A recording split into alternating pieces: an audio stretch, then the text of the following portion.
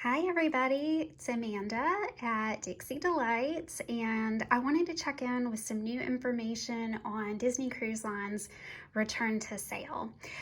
The first ship sailed out on Monday, and all the initial reports were just amazing. I am personally getting on the Disney Dream a week from today, next Friday, and I cannot wait to be back at sea.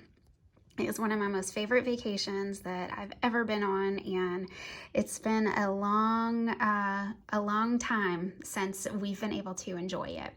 So, in order to ensure a safe and magical return to sailing, there are new things that are required before getting on board, and you can read all about them on the Disney Cruise Line website under Know Before You Go.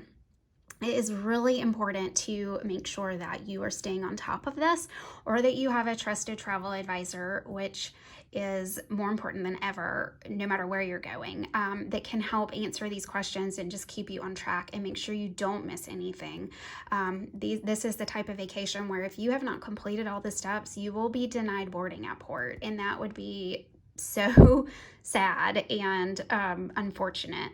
So you'll want to make sure that you are keeping up to date on this, or you have a travel advisor that is kind of checking with you along the way. So there are some things that you have to do before you'll be able to board, and all of that's under the pre-cruise checklist. The key thing to know are the requirements for vaccination, health checks, or negative COVID testing. So 1 month before you sail, you can register online at the Safe Passage website.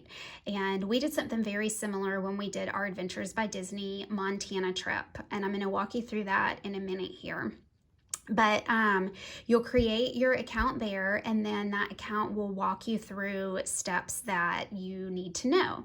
So I've already created my account over here. It's Safe Passage, and it literally walks you through this process. So I advise my clients to do it right at that month beforehand so they can mark dates on their calendar and have everything ready to go. Make sure we hit all those key checkpoints. You can see here on the homepage of it, there is a little timeline, and it'll kind of walk you through important dates to ensure that you make it on that boat. So the first thing is going to be your pre-sale screening, and I'll click on it so you can see. So this takes you through two scenarios, scenario A and scenario B. Coming back over to Know Before You Go, these things are also outlined here. So what Disney Cruise Line is requiring, and every cruise line is going to have different requirements, and those requirements may change. So again, you need somebody who's staying on top of this on a day-to-day basis, someone who is a professional and who books these types of destinations frequently because of the constant changes. I will say that I have turned down some other cruise line bookings recently because I am not the expert on those, and I think that is so important that I'm willing to turn down some business for myself because I know I can't be the best representative for that person. Whereas on Disney Cruise Line, I've got this, y'all. If you want to go on a Disney cruise, I am your girl.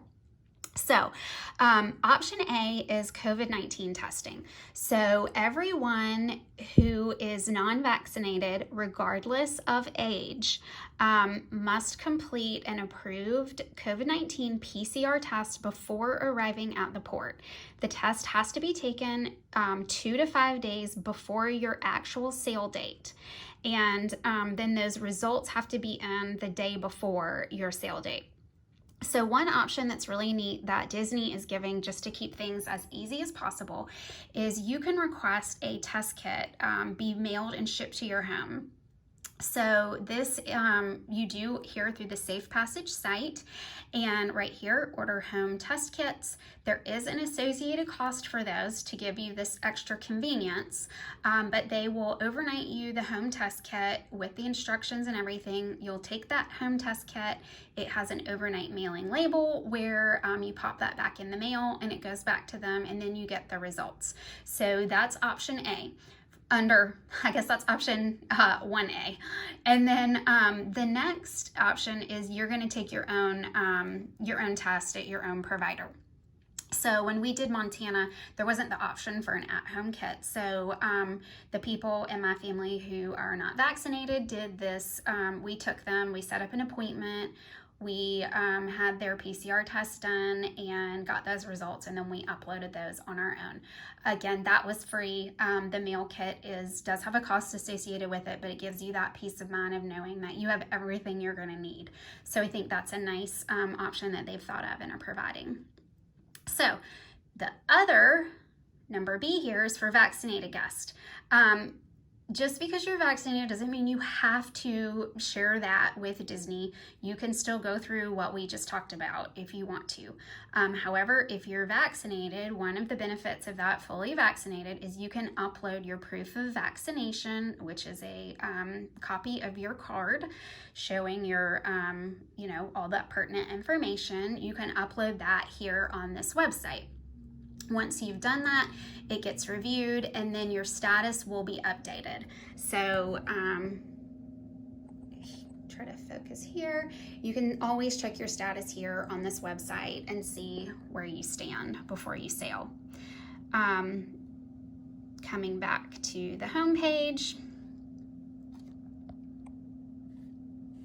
there's also a section for embarkation and debarkation screening. So at this time, and again, this is a rapidly changing environment. At this time, no additional embarkation screening is required for guests who provided proof of their vaccination. For all guests, regardless of age, that are not vaccinated, in addition to that PCR test you're taking, you're also going to be taking a rapid test at port. That rapid test has no charge for under 12 because they are not eligible for a vaccination. For guests over the age of 12 and over who are not vaccinated, there is a charge for that test. I believe it's around $65 a person, and it's charged to your onboard account. So that is what's required at embarkation. Again, if you have uploaded your vaccine card, then you'll see your status is clear, and it says that once your status is set to clear to sail, you're good to go. Now, when you get to port, you're going to have a QR code, and you can find and print that here on this website. You can get the QR code that you'll use.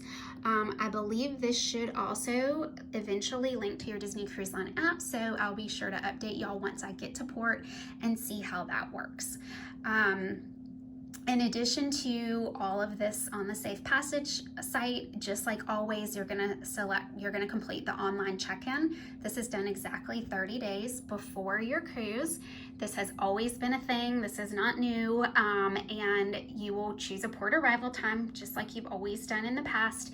The difference is they're actually going to enforce the port arrival times now. So before, you could kind of have some leeway and say, oh, oops, I arrived 3 hours early. Well, now you select a port arrival time that you're actually going to arrive at. So, it's something that's been in place that just wasn't enforced. Now it will be. You also will select times for kids clubs at that month prior. Again, this is on the Disney Cruise Line website. It takes you through all the details, and there's a tab for pre-cruise, before you leave home, embarkation day, and then kind of takes you through the rest of your cruise dates here. So all very important information.